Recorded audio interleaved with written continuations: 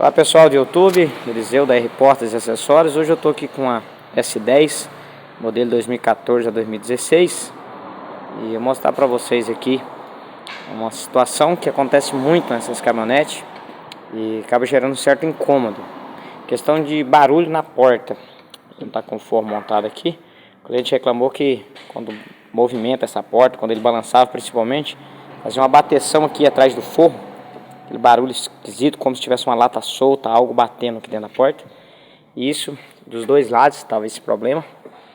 E é muito comum acontecer esse tipo de situação na S10. É algo que acontece sempre.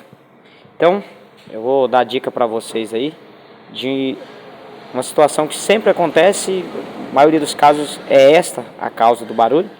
Eu vou dar dica aí como resolver. Vamos lá, para você tirar o forro, bem simples, o forro dela está aqui. Você vai tirar, abrir essa capinha aqui com uma chavinha, um estiletezinho. Aqui vai um parafuso Phillips.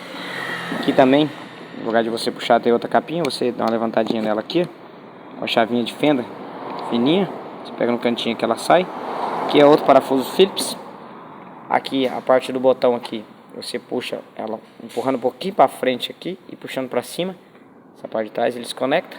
Você tira aqui, desconecta o botão, você arranca o forro. O forro é só encaixado, tá? Depois que você tirou esses parafusos aí, você puxa aqui tirando o forro. Desconectar o botão é só você apertar aqui. Apertar aqui e puxar. Beleza? Aqui atrás aqui, ó. Apertou aqui, puxou, você desconecta do botão. Bem simples. Aí você puxa o forro com cuidado aqui. Você consegue tirar o forro. Tirar do forro, aonde geralmente acontece o problema, gente? Aqui, ó. Aqui tem a canaleta do vidro. Ela parafusada aqui, é um parafusinho 10. Geralmente ela rasga a lata aqui, ó. Bem de volta do parafuso aqui, e aí solta. Essa canaleta fica batendo, solta aqui dentro.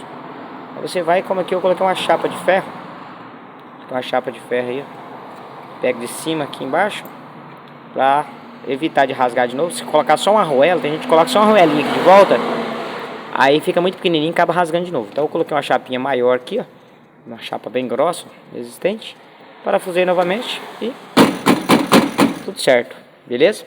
Então assim, geralmente a maioria dos problemas que gera essa bateção de lata solta dentro da porta é isso aqui. Muito comum ela rasgar. Por causa dessa caminhonete que rasgou os dois lados.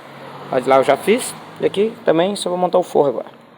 Beleza? Gostou do vídeo? Deixa o like, se inscreva no canal e compartilhe o vídeo.